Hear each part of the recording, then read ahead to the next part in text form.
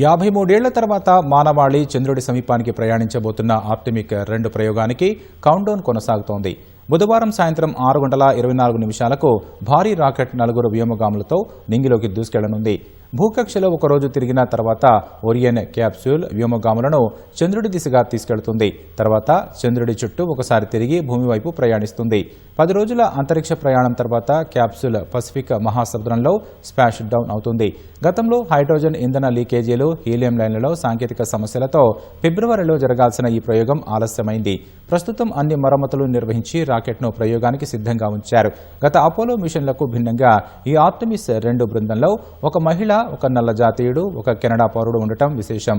April మొదటి 6 రోజుల్లో ఈ ప్రయోగాన్ని పూర్తి చేయాలని నాసా లక్ష్యంగా పెట్టుకుంది.